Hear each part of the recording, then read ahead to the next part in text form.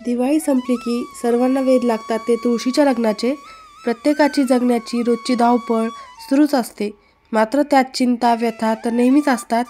दिनक्रमामधील धावपळ, दगदग, ताणतणाव यांनी व्यापलेल्या आयुष्यात हे सण मानले तर मनाला उभारी येते.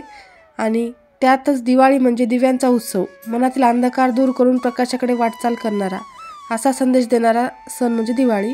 मग ती संपली की लगबग सुरू होते तुळशीच्या लग्नाची. कार्तिक शुद्ध एकादशीपासून तुळशी विवाहाला सुरुवात होते. जाणून घेऊयात तुळशी विवाहाचा संपूर्ण पूजाविधी. कार्तिक एकादशीला सर्व मंगल कार्याची सुरुवात केली जाते. तुळशी विवाह केल्यानंतर कन्यादानाचे पुण्य प्राप्त होते अशी मान्यता आहे. नमस्कार, मी मोनिका, तुमचे खूप खूप स्वागत आहे.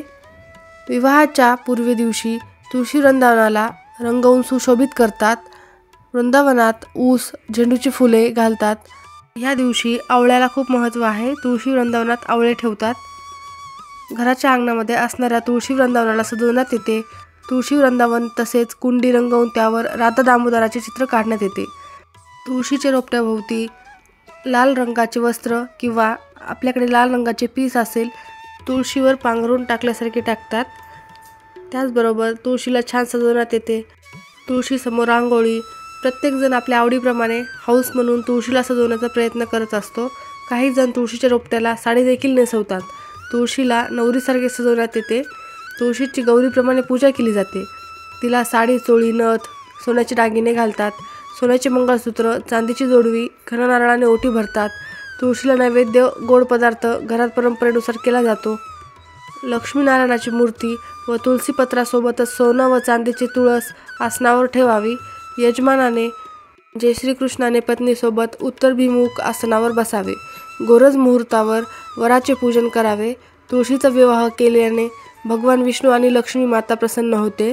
कारण पोथीपुराणात सांगितल्यानुसार तुळस ही लक्ष्मीचे तर भगवान विष्णू हे शाळीग्रामचे रूप धारण करतात. त्यांनी असे का केले याचे उत्तर ब्रह्मवैवर्त पुराणातील कथेत मिळते. तुळशी विवाह सोहळ्याची तारीख काय आहे? यंदा तुळशी विवाह 13 नोव्हेंबर 2024 रोजी पार पडणार आहे. एक दिवस अगोदर म्हणजे 12 नोव्हेंबरला देवउठणी एकादशी आणि चातुर्मासाची सांगता आहे.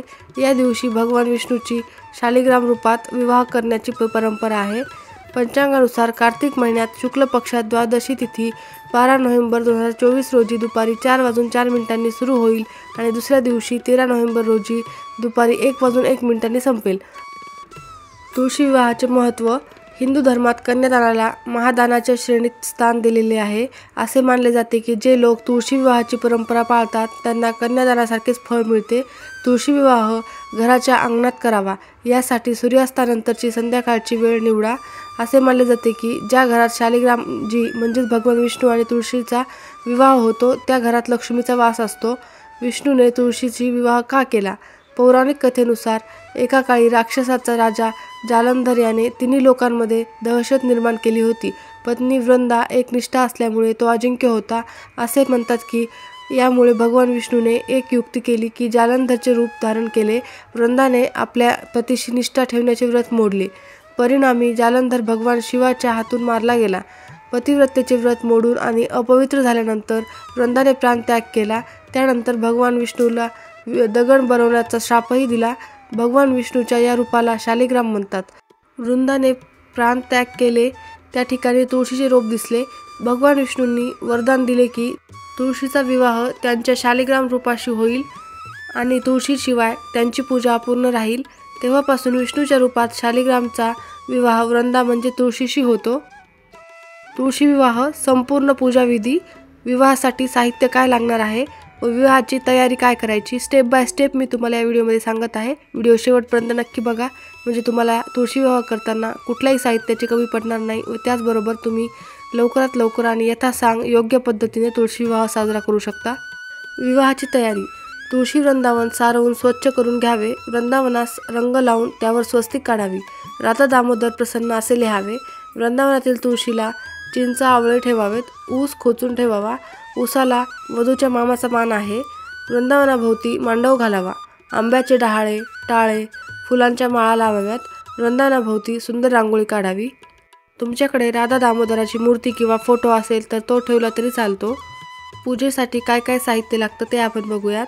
नारळ, विड्याची पाने, सुपारी, खारीक, बदाम, हळकुंड, खोबऱ्याच्या वाट्या, हळद कुंकू, पंचा, खण, नैवेद्यासाठी फराळाचे पदार्थ, वेगवेगळी फळे, लाह्या, बत्तासे, पूजेसाठी कलश, आरतीसाठी निरांजन, धूप, अगरबत्ती, कापूर आणि अक्षता.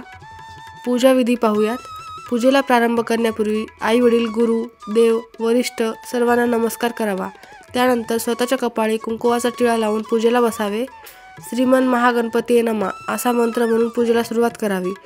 तुलसीसहित श्री गोपाळकृष्ण प्रीत्यार्थ विवाहोस्तांग ध्यान वहनादी शिरोषोपचार पूजा करीशिये असे म्हणून कलश, शंख, घंटा व दीप याची पूजा करावी.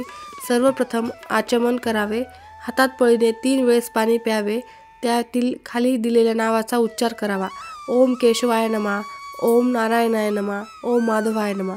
वरील मंत्र झाल्यावर हातात पाणी घेऊन खाली सोडावे. ओम गोविंदाय नमः. त्यानंतर हात जोडून या देवतांचे नामस्मरण करून नमस्कार करावा.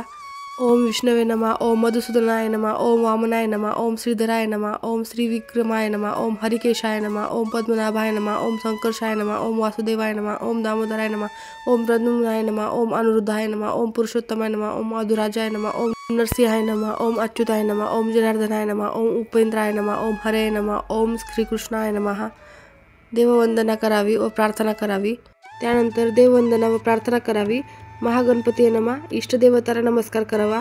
गुरूंना नमस्कार करावा. कुलदेवताला, ग्रामदेवताला, स्थानदेवताला, वास्तुदेवताला सगळ्यांना नमस्कार करून त्यांचे मंत्र म्हणावे.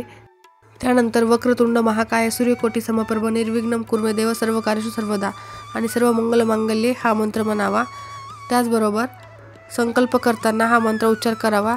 हातामध्ये गंध, फूल, अक्षता, 1 सुपारी आणि 1 रुपयाचे नाणे घ्यावे व संकल्प सोडावा व त्यानंतर गणपती पूजन करून घ्यावे. गणपती पूजन करताना ताम्हणात 1 सुपारी ठेवून त्यावर गणपतीचे पूजन, गणपतीला अभिषेक करावा. दूध शिंपडून मंत्र म्हणून त्यांची यथासांग पूजा करून नंतर गणपती पूजन झाल्यानंतर तुम्ही बाकीचे कार्य करायला सुरुवात करू शकता. गणपती पूजन झाल्यानंतर ती सुपारी तुळशीजवळ ठेवावी व तिथे गंध, फूल, अक्षता, वस्त्रमाळ वाहून घ्यावे. त्यानंतर विष्णूची पूजा करावी. म्हणजेच बाळकृष्ण किंवा शाळीग्राम असेल तर शाळीग्रामची पूजा करावी. पण शाळीग्राम असेल तर त्यावर अक्षता वाहू नयेत.